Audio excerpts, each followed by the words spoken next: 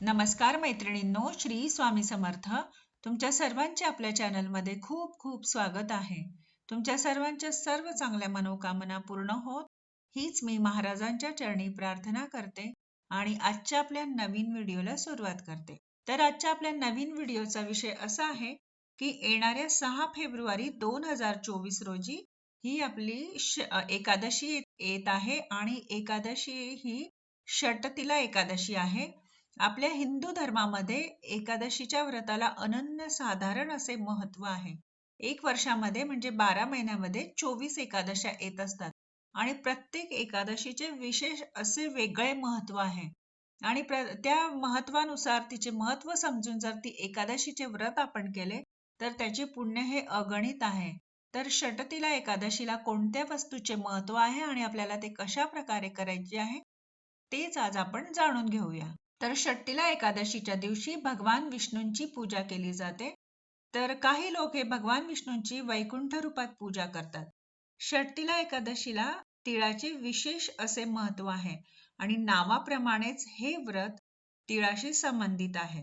तिळाचे महत्व हे सार्वत्रिक असून सर्वत्र असून हिंदू धर्मात तीळ अत्यंत पवित्र मानले जाते. प्रत्येक पूजेमध्ये उपासनेमध्ये तिळाचे पूजन हे खूप चांगले मानले जाते. त्याचे विशेष असे महत्व आहे. तर या दिवशी आपल्याला तिळाच्या 6 प्रकारे वापर करायचा आहे. तर ते आपल्याला कुठे कुठे आणि कसा करायचा आहे. तर या दिवशी आपल्याला सकाळी आंघोळ करताना आंघोळीच्या पाण्यामध्ये आपल्याला तीळ टाकून आंघोळ करायची असते. तर तीळ तुम्ही हे पांढरे किंवा काळे तीळ कोणतेही घेऊ शकतात. दुसरे आपल्याला या दिवशी तिळाची पेस्ट बनवायची आहे, म्हणजे उटण्यासारखं तयार करून ते आपल्याला लावायचे आहे आंघोळ करताना. आणि हे उटणे जे तयार आपण करतो ते या दिवशी आपल्याला देवांना देखील लावायचे आहे आणि देवांना देखील अशाच प्रकारे आंघोळ करायची आहे. आणि त्यानंतर आपल्याला तिळाने हवन देखील करायचे आहे आणि तर्पण देखील करायचे आहे. त्यासोबत आपल्याला तीळ मिसळलेले पाणी प्यायचे आहे आणि तीळ दान करायला विशेष असे महत्व आहे. तिळापासून कोणती आपल्याला मिठाई बनवायची आहे आणि या दिवशी तिळाचे दान केल्यामुळे असे सांगतात की सर्व पापांचा नाश होत असतो. इथे एक आवर्जून मी तुम्हाला सांगेल, विषयापासून वेगळं आहे. कधी कोणापासून ज्या वेळेस तुम्ही तीळ घेतात, कोणीही असो, तुम्ही बहीण असो, भाऊ असो, कोणीही असो, कोणाकडूनही तीळ ही अशीच घेऊ नका.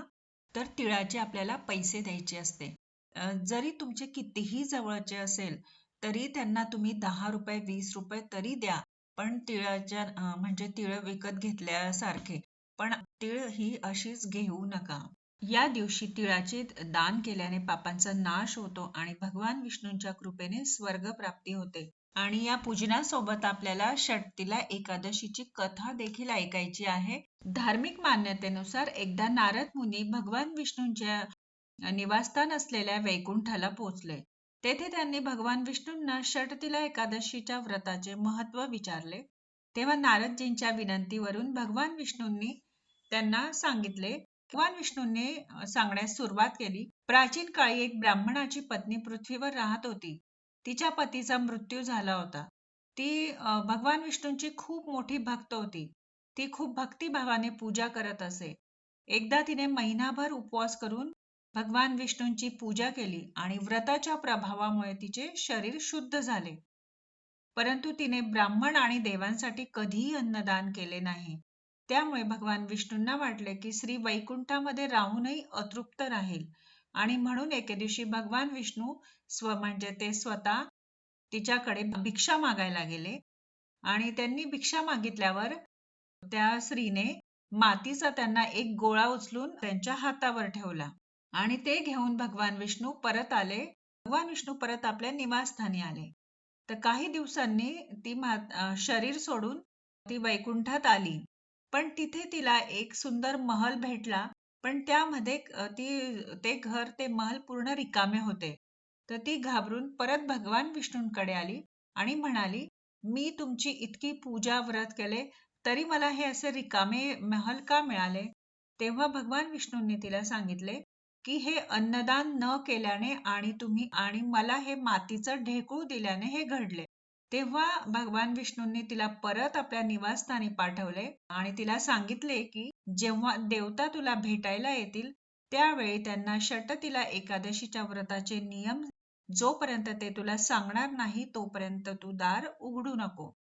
तेव्हा देवकन्येने सांगितलेल्या पद्धतीचे पालन करून स्त्रीनेही तेच केले आणि एकादशीच्या व्रताचे पालन केले आणि उपवासाच्या प्रभावामुळे त्यांची झोपडी ही उपवासाच्या प्रभावामुळे तिचे हे महल जे आहे पुन्हा अन्न आणि पैशाने भरले. म्हणून या एकादशीचे व्रत करून तीळ व अन्नधान्य दान करणाऱ्याला मुक्ती व समृद्धी प्राप्त होते.